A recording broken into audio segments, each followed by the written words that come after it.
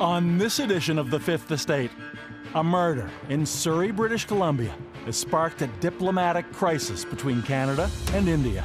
Any involvement of a foreign government in the killing of a Canadian citizen on Canadian soil is an unacceptable violation of our sovereignty. The brazen killing on Father's Day of a man outside his place of worship would reveal a story many might not know is happening in Canada, an independence movement to create a country on the other side of the world. That's the reason they killed Niger. That's the reason they wanted to kill me. We gain exclusive access to the front lines of that movement. With eyewitnesses and surveillance video, we piece together a plot that has to be seen to be believed.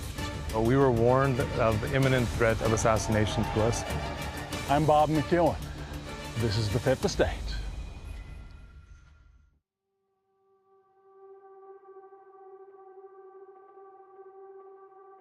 We were playing in the field when it happened, and we hear the sound of crackers.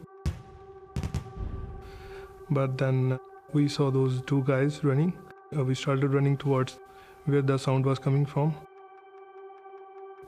Both same height, and they were wearing black apparels, and they were masked. I told Malki to, it's just to chase them. Bhupinder ji ਤੇ ਇਹ ਆਪਣੇ ਜਿੱਥੇ ਗੁਰੂ ਘਰ ਵੱਲੋਂ ਚੱਲ ਗਏ ਇਹਨਾਂ ਵੇਖਿਆ ਜਾ ਕੇ ਉੱਧਰ ਪਿੱਕੇ ਵਾਲੇ ਚੱਲ ਗਏ ਮੈਂ ਉਹਨਾਂ ਪਿੱਛੇ ਜੇ ਮੁੰਡੇ ਮਗਰ ਚੱਲ ਗਿਆ ਉਹਨਾਂ ਦੇ ਮਤਲਬ ਕਿ ਉਹਨਾਂ ਦਾ ਜਿਵੇਂ ਭਾਰੇ ਸਰੀਰ ਦੇ ਕਾਫੀ ਇੱਕ ਤੇ ਕਾਫੀ ਭਾਰਾ ਸਰੀਰ ਦਾ ਕੋ ਜਿਵੇਂ ਉਹ ਕੋ ਭੱਜਿਆ ਨਹੀਂ ਜਾਂਦਾ ਸਾਹ ਚੜਿਆ ਸੀ ਉਹਨੂੰ ਤੇ ਮਾਸਕ ਪਾਏ ਉਹਨਾਂ ਦੇ ਵੇਖਣ ਅੱਖਾਂ ਉਹ ਇੰਡੀਅਨ ਲੱਗਦੇ ਸੀ ਮਤਲਬ ਕਿ ਕਾਫੀ ਭੱਜ ਕੇ ਦੂਰ ਗਏ ਉਹਨਾਂ ਉੱਥੇ ਗੱਡੀ ਜਾ ਕੇ ਬਹਿ ਗਏ ਉੱਥੇ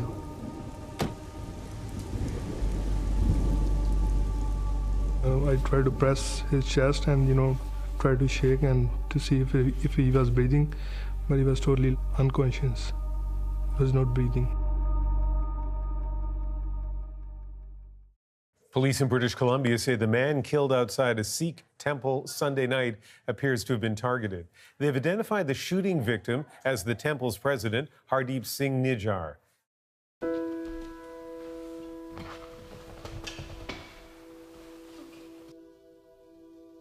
So that day in the morning, it being Father's Day, we had gotten him a gift, a pair of jeans, because he usually goes through them really quickly, because he just loves wearing jeans in general. And we had gotten him his regular size. He joked that, you got me a size too big. And I joked that, we'll see. And he said, don't worry, within like a week or two, you're gonna have to go exchange these jeans and get me a size smaller. And I said, if you do that, I'll buy you 5 more. That's how I went about in the morning.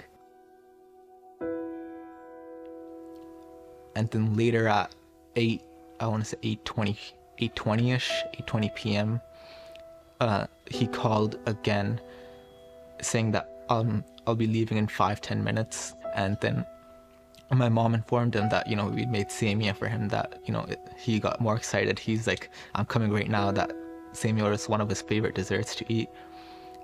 And obviously, just 7 minutes after that, the incident happened. How did you learn of it? Around 8:40 p.m., a family friend called and he said, your dad's been shot. And my first sense was, I just gave him a call. First ring, it didn't pick up. Gave him another ring, didn't pick up again. And then at that moment, I just grabbed my jacket, And my mom and brother, they said, we're coming too. And then from there, we just rushed to the Gurdwara. I just started searching his name like on social media, on Google, to kind of maybe get an update on what happened.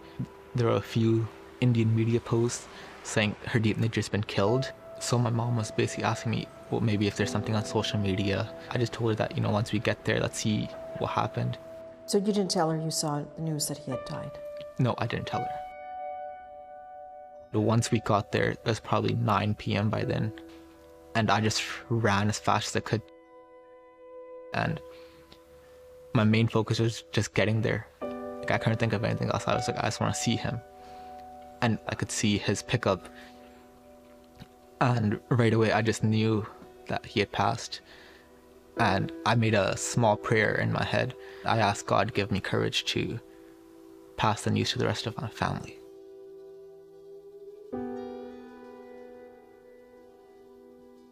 News coming in this Monday morning, Khalistani terrorist has been shot dead in Canada. Army terrorist Hardeep Nijjar has been killed. The word Khalistani means someone who supports the creation of an independent Sikh country called Khalistan.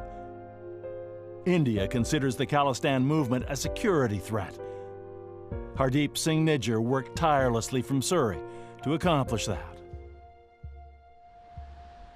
For most Canadians, it may come as a shock to learn there's an active independence movement in Canada for another country on the other side of the world. For Canadian Sikhs and Hindus, it is in some ways the legacy of the partition of India by the British in 1947. Then the largest chunk of land became the Republic of India. The smaller part became the Islamic Republic of Pakistan. Despite having ruled Punjab for over half a century before colonization, the Sikhs got left out by the British.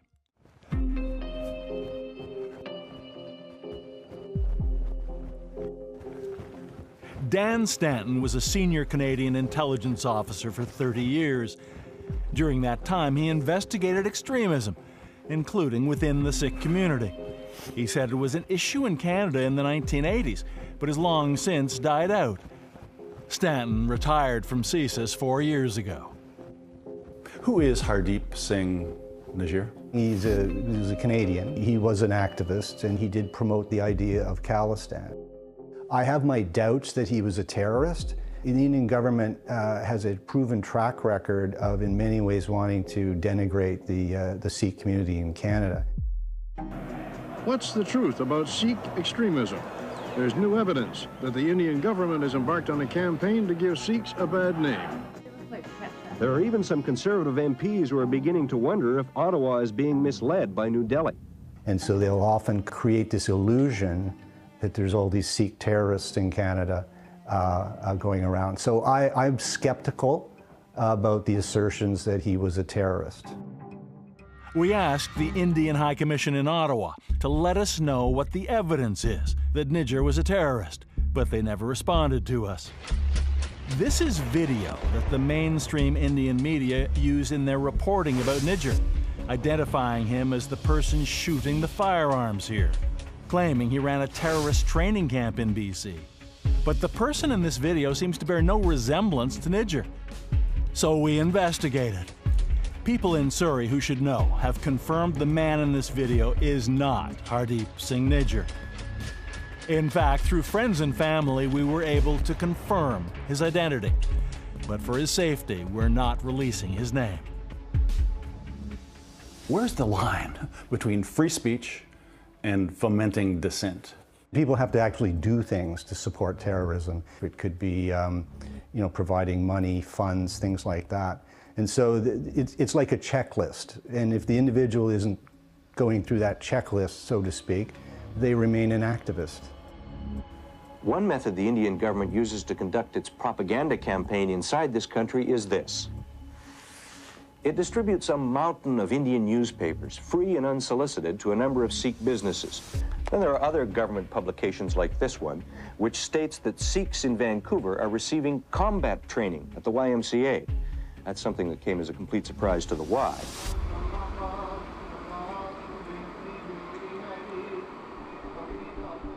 Another Canadian accused of terrorism by the Indian government is Gurpatwant Singh Pannu. We are going to balkanize India! This was a non-binding referendum organized by Pannu in Surrey, BC in September 2023. He's a dual Canadian and American citizen, known widely for two things: holding referendums around the world so local Sikh communities can vote on whether to carve out an independent country from a part of India, which they want to call Khalistan. He also posts videos online, making inflammatory statements seemingly designed to enrage the Indian government. And with Guru's blessings, and challenging Indian Prime Minister, Hindu terrorist Modi. And enrage India's government he has. As you will see, that would lead to a global murder plot investigated by policing agencies in 4 different countries. But first, something else would happen to grab international headlines. Just weeks after that referendum in Surrey, Prime Minister Justin Trudeau makes a stunning announcement in the House of Commons. Over the past number of weeks, Canadian security agencies have been actively pursuing credible allegations of a potential link between agents of the government of India and the killing of a Canadian citizen, Hardeep Singh Nijjar.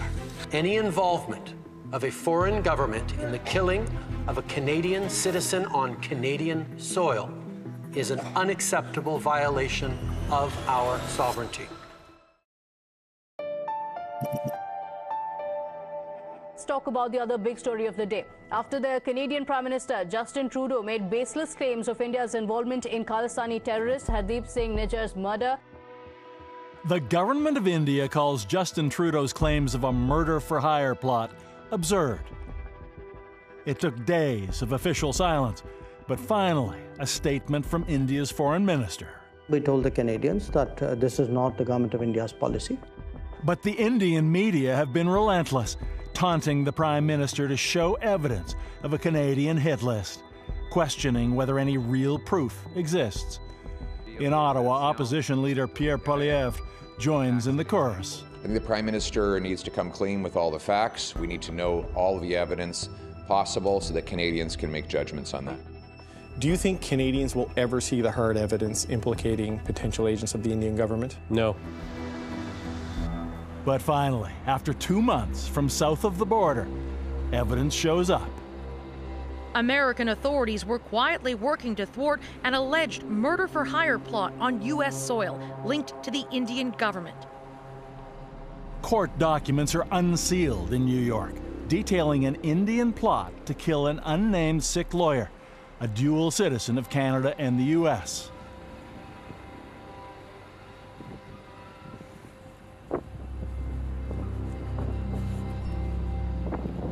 The plot begins in India, when an Indian intelligence officer recruits a narcotics and weapons trafficker who's facing multiple criminal charges in India.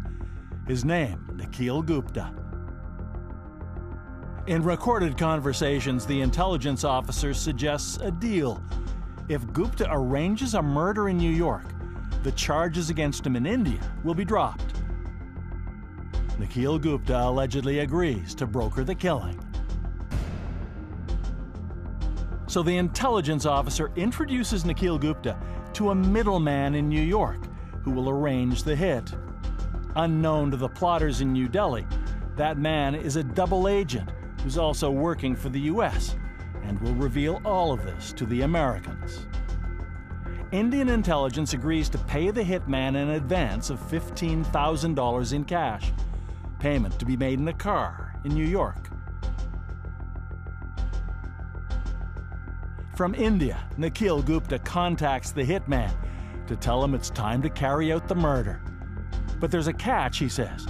There should be no killing during the upcoming U.S. visit of Indian Prime Minister Narendra Modi.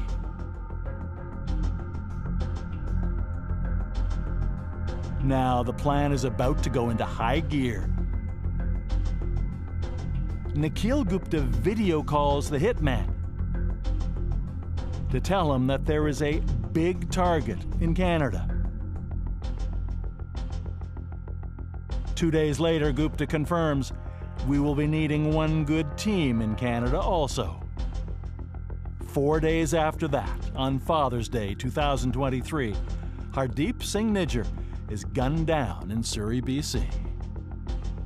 A few hours later, the Indian intelligence officer sends Gupta a video clip showing Nijjar's bloodied body slumped in his Dodge Ram truck. It strongly suggests that the folks who carried out the assassination took the pictures and sent proof home. Now it's time for the hit on the New York lawyer. Nikhil Gupta relays the message to the hitman that the killing must be done quickly because there are 3 others in Canada they need to eliminate before the end of the month.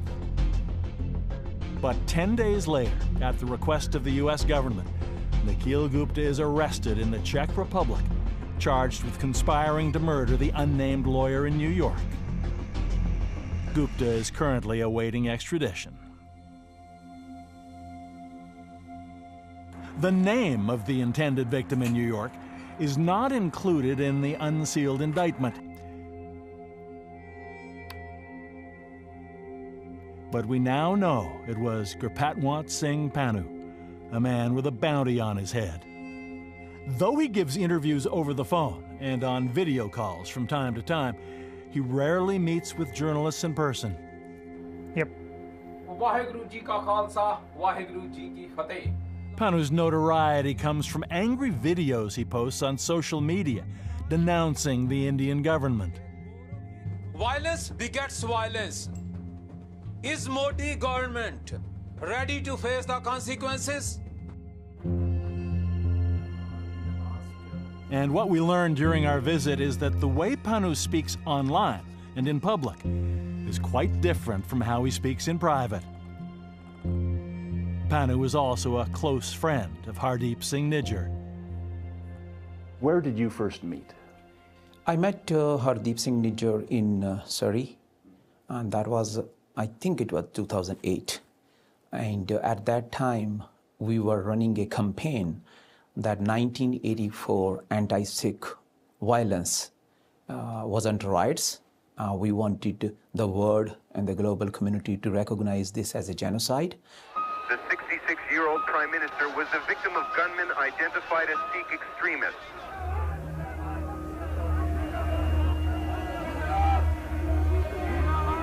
In 1984, Indian Prime Minister Indira Gandhi was killed by 2 Sikh bodyguards, retribution for an attack on the Sikh holy site called the Golden Temple. The main targets of the attacks were members of the Sikh community. Angry Hindu mobs attacked and pillaged stores and burned buses. Soon, violence against Sikhs erupted across India, killing 3,000 according to the Indian government. Sikhs say it was really many more than that, and the killings were state-sponsored. Genocide, they called it.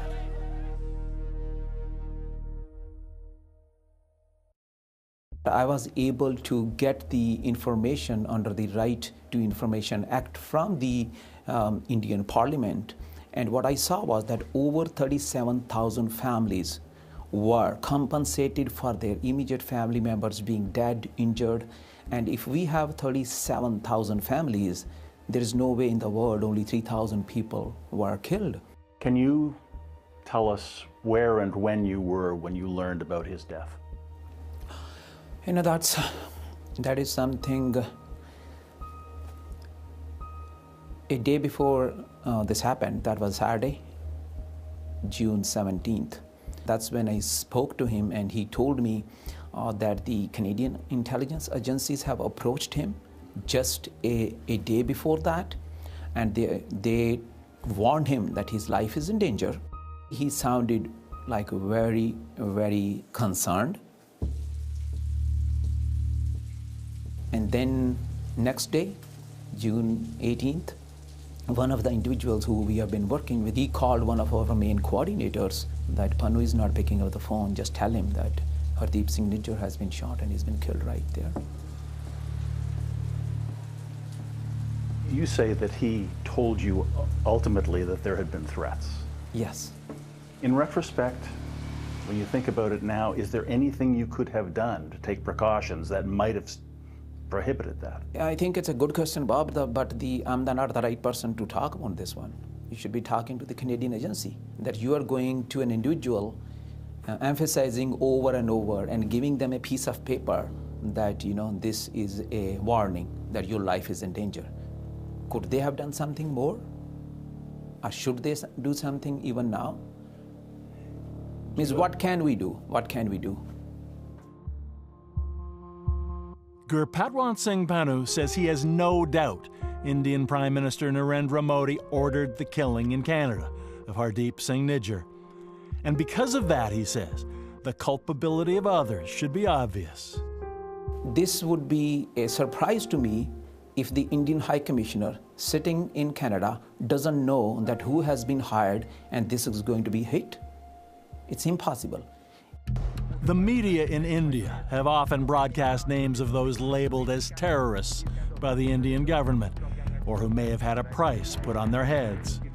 In a latest, National Investigation Agency has issued rewards and named at least 43 individuals. 20 lakh is the total reward being announced. NIA declares a cash reward of 10 lakh rupees on Hardeep Nijjar. When you have put up a bounty on Nijjar's head, when you have put up a bounty on my head, stating let's go to Canada, let's go to US and locate them and then give us the information, where else I'm going to point the fingers? Panu clearly takes a plot to murder him very seriously. On any given day, he's accompanied by several armed guards, all former law enforcement or military.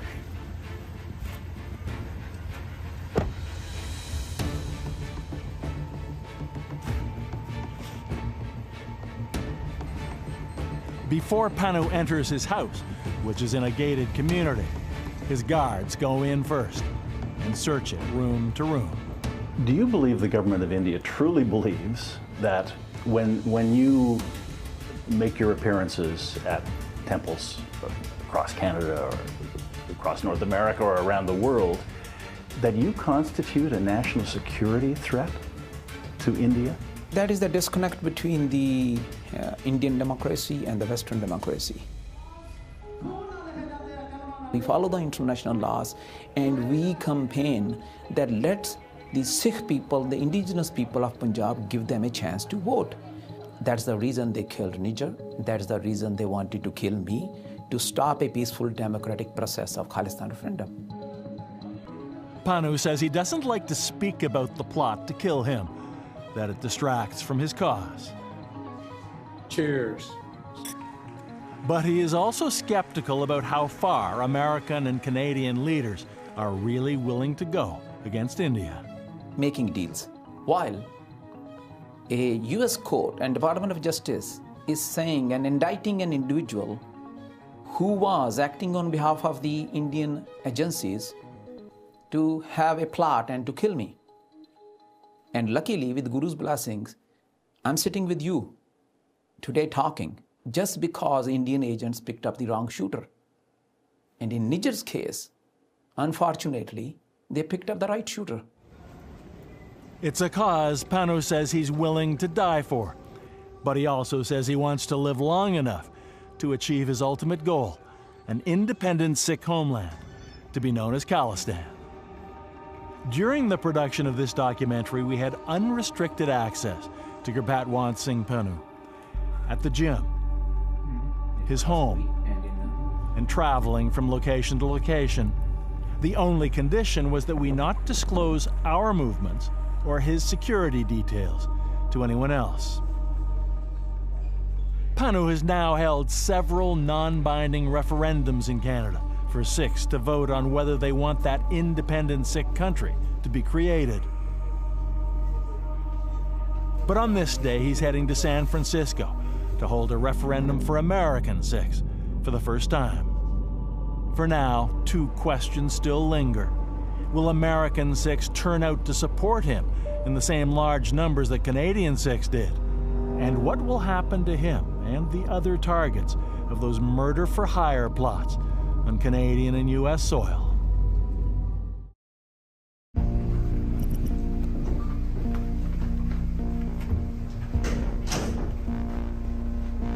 It's the first time a referendum for Sikhs is being held in the U.S. The Indian government and many political analysts quoted by the media say that most Sikhs don't want an independent country for themselves. But the Sikh community is not as concentrated in San Francisco as it is in Surrey, British Columbia. Here we find Gurmeet Singh Toor. He sits on the executive committee of the Gurdwara, where Hardeep Singh Nijjar was the president. He says he too was given a warning by the RCMP in August, that his life was in danger. ਇਹ ਜਿਹੜਾ Khalistan referendum ਆ ਇਹਨੇ ਦੁਨੀਆ ਦੇ ਵਿੱਚ ਅੱਜ ਸਿੱਧ ਕਰ ਦਿੱਤਾ ਜਿਹੜਾ ਕਿ ਇੰਡੀਆ ਦਾ ਫੇਕ ਡੈਮੋਕ੍ਰੇਸੀ ਜਿਹੜਾ ਮੀਡੀਆ ਫੇਕ ਮੀਡੀਆ ਜਾਂ ਫੇਕ ਡੈਮੋਕ੍ਰੇਸੀ ਕਹਿ ਰਹੀ ਸੀ ਕਿ ਇਹ ਮੁੱਠੀ ਭਰ ਲੋਕ ਆ ਕਿ ਖਾਲਿਸਤਾਨ ਦੀ ਗੱਲ ਕਰਦੇ ਆ ਪਰ ਅੱਜ ਤੁਸੀਂ ਦੇਖੋ ਅੱਜ ਹਜ਼ਾਰਾਂ ਲੱਖਾਂ ਲੋਕ ਮਤਲਬ ਕਿ ਇਸ ਖਾਲਿਸਤਾਨ ਦੀ ਗੱਲ ਕਰਨ ਦੇ ਵਾਸਤੇ ਇੱਥੇ ਵੀ ਆਇਆ How much space do you want? Shoulder to shoulder cover because that's where I'm not paying any attention. This is it. The moment Gurpatwant Singh Pannu has been waiting for and planning for years.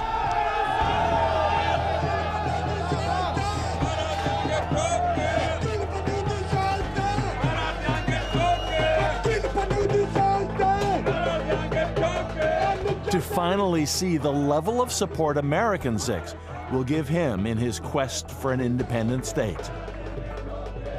And the crowd doesn't disappoint.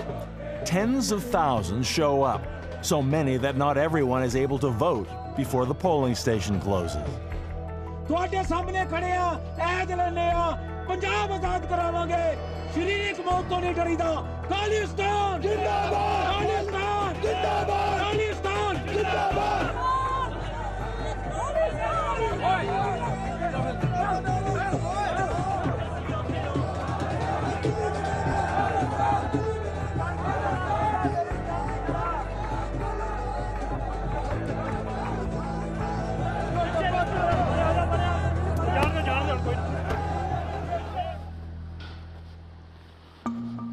Surrey, BC is known as Little India. A third of its population are Canadians of Indian origin. And it was here in Surrey that Hardeep Singh Nijjar lived with his wife, 2 sons, and elderly parents. He ran a successful plumbing business, his truck still a familiar sight around Surrey. And according to the unsealed U.S. murder indictment, he was one of the top targets on the Indian government's Canadian hit list. So who were the 3 other unnamed targets described as being of greater value to India than Nijjar in that unsealed indictment? There may be clues in the murder of another Sikh killed in Canada the year before, 2022. Rapudaman Singh Malik, a man acquitted in the 1985 Air India bombings, was shot dead yesterday in what police believe was a targeted killing. Maninder Singh is spokesperson for the BC Gurdwaras Council. He knows the Malik family well. I think there is definitely within the community more of an inclination towards that this also was the hand of the Indian government through their intelligence operatives. We understand this is a high-profile international story. However, we urge not to speculate as to the motive, as our homicide investigators will be following the evidence. 2 weeks after Malik's death, police announced they had charged 2 men who've pleaded not guilty. Trial is set for October. Malik's family declined to be interviewed about the murder.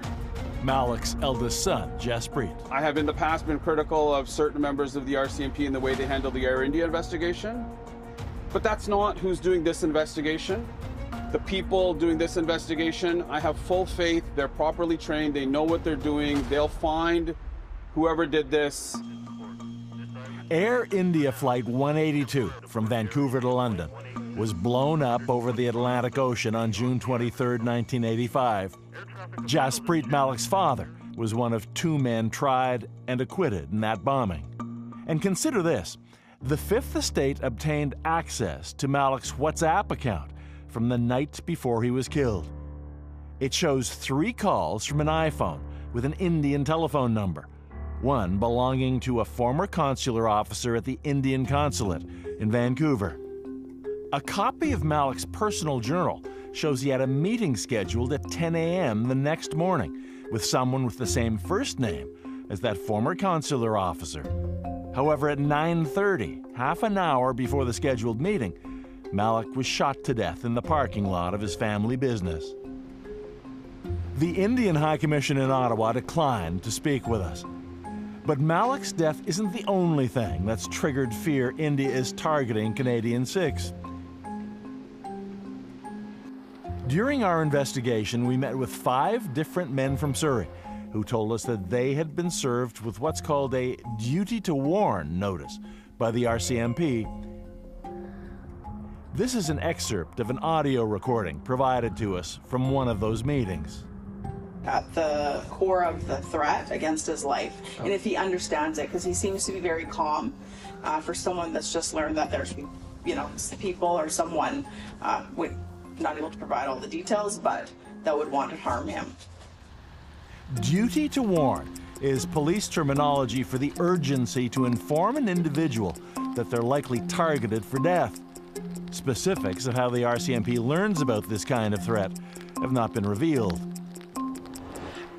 Balraj is Hardeep Singh Nijjar's eldest son. In late July of 2022, the RCMP visited the house. There were about 4 or 5 officers. They came to give us a duty to warn, which is telling us that there was an imminent threat against my dad's life, that he should be very careful. We were asking questions like, oh, do you know who this threat came from? But the RCMP and Inside Division were very reluctant to answer those questions, saying we can't disclose that information. I guess the question in the back of my mind is, have there been others, and will there be others? It sounds like they intended for there to be others. If you read, well, there may already have been. Who knows exactly? Because there are a number of Sikh killings of Sikhs in Canada which have gone unsolved. That includes questions being raised about Malik's murder. The details of how he was killed are similar to how Hardeep Singh Nijjar died a year later. Both men were ambushed in their vehicles. In both cases, there were 2 alleged shooters. Which brings us to this question. Who were the other 3 unnamed Canadian targets mentioned in that U.S. indictment?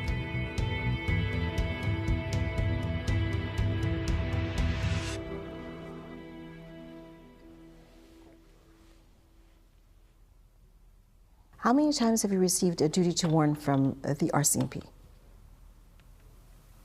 I've received 1 duty to warn in July 2022. That warning came immediately after Rapudaman Singh Malik was shot to death. In many of our minds, we were actually a world away from that violence, from those human rights abuses, that extrajudicial murder that was happening for, 15, 20 years in Punjab. So with Hardeep's assassination, it actually made us realize that we're not out of that zone of influence or India's reach. We're very much within it. Maninder Singh is a staunch supporter of an independent Khalistan and one of Nijjar's best friends. Unlike other targets like Nijjar and Panun, Maninder was born and raised in Canada, which may make him more relatable for Canadian-born Sikhs than the others are. And it seems those from the community may tend to listen to him. So much so, in fact, that on the night Hardeep Singh Nijjar was killed, Maninder was able to control a highly emotional crowd. A pretty large crowd of a few thousand people gathered within 30 to 45 minutes. I spoke there for about 10 minutes, letting everyone know this is how we take this as a people, and for everyone to basically, in that moment, keep the peace. Maninder Singh says there was no one else he was closer to than Nijjar. It was a relationship that was built not only on friendship, but also on a movement where we felt like we were soldiers in this movement for our people, for getting them justice, for getting them sovereignty. And I think for 15 or 17 years, it almost feels like you were in a bunker with someone. And every moment of existence was tied together.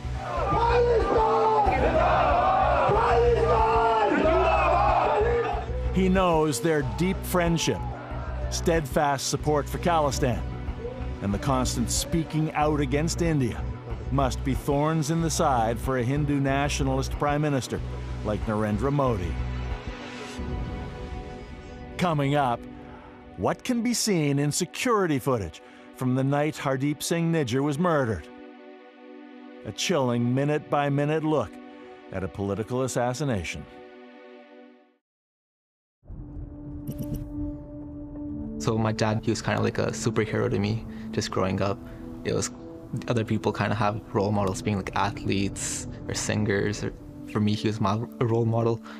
But this period of time is sort of hard for me to understand on how to approach life. I'm trying to cope with this passing and find my place maybe in the community. And on the other hand, there's this communal expectation that you need to step forward for your dad now, that, you know, his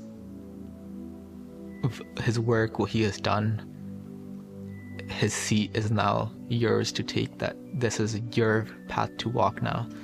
But I'm sort of hesitant in a sense right now that I've seen him do it for so long that I just can't imagine myself being him. There'll be a lot of people trying to take advantage of us, trying to use us politically for their own advancement. And it's kind of difficult to understand if someone's acting as dad's friend or if they want to just use it for their betterment. Now 22, Balraj Nijjar has followed a very different path from that of his father. Admitted to the University of Toronto's medical school, among the toughest in the country, he wants to practice medicine in rural Canada, where there's a shortage of physicians. I was supposed to start in September, but obviously following his passing and just reading the situation, I had to postpone the admission. Balraj, his mother, and younger brother have told us that going forward, they've decided to stay out of the public eye. I think if they haven't been able to find a true path to move the investigation forward over the course of the last couple of months, they're not going to find it now. However, based on eyewitness accounts and security video, we were able to piece together what happened the night Hardeep Singh Nijjar was killed. It is a unique step-by-step record of the alleged political assassination of a Canadian in Canada. It is Father's Day 2023, just before sundown. Hardeep Singh Nijjar walks out of the Surrey Sikh temple, called the Gurdwara. This is the last known footage of him alive. Walking behind is Gurmeet Singh Toor, who we met in Surrey, and who says he also was warned by the RCMP that his life is in danger. Soon, Nijjar's truck is seen pulling out of its parking spot, driving down the laneway that leads out of the lot. Then a white sedan appears on the other side of the lane. When Nijjar's truck speeds up, the sedan does too. The white car suddenly pulls ahead of the truck and comes to a stop in front, blocking Nijjar, who seems trapped in his pickup. Suddenly, two men in hoodies appear near the exit and run towards Nijjar. They point firearms at the driver's seat, and they begin to shoot. Then the white sedan exits the parking lot and disappears from view. The two men in hoodies follow, running in the same direction. Gurdwara member Malkeet Singh, who was nearby, told us he saw the two men in hoodies get into a silver Toyota Camry. This is security camera footage of that vehicle. ਐਂ ਲੱਗੇ ਇੱਕ ਗੱਡੀ ਉੱਥੇ ਐਡੀ ਜਾਂ ਘੁੰਮ ਕੇ ਆਉਂਦੀ ਆ ਉਹਦੇ ਵਿੱਚ ਤਿੰਨ ਜਣੇ ਹੋਰ ਬੈਠੇ ਸੀ ਉਹਦੇ ਵਿੱਚ ਗੱਡੀ ਦੇ ਕਿ ਜਿਹੜਾ ਕਾਫੀ ਮੋਟਾ ਹੈ ਨਾ ਉਹ ਗੱਡੀ 'ਚ ਇਹਦਾ ਮੈਂ ਲੱਗਾ ਰਾਈਟ ਸਾਈਡ ਦੂਜਾ ਆਪਾਂ ਗਨ ਫਾਇਰ ਕੀਤਾ ਹੋਵੇ ਜਾਂ ਉਹਨਾਂ ਮੈਗਜ਼ੀਨ ਕੱਢਿਆ ਹੁੰਦਾ ਉਹ 'ਚ ਸਮੈਲ ਆਉਂਦੀ ਆ ਬਹੁਤ ਧੂੰਏਂ ਦੀ ਜਾਂ ਕਿੱਦਾਂ ਉਹ ਸਮੈਲ ਸਾਨੂੰ ਬਹੁਤ ਆਈ ਉੱਥੇ. With at least 6 men and 2 vehicles, it seems clear that Hardeep Singh Nijjar's murder was a large, well-organized operation. This is the actual security camera footage from that day. It is somewhat difficult to see because it's taken at a distance, so I've slowed it down. This is Nijjar's truck on the right of the screen, and this is the white sedan on the left.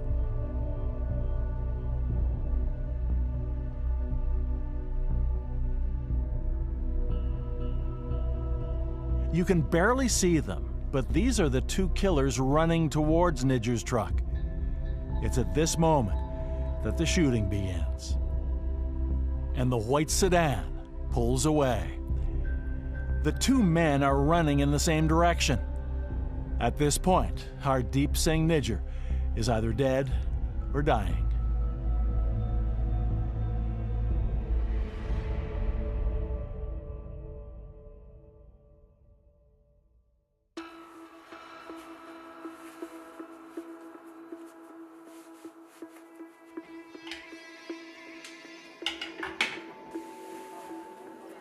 Thank you, Chair, and good morning, members of the committee.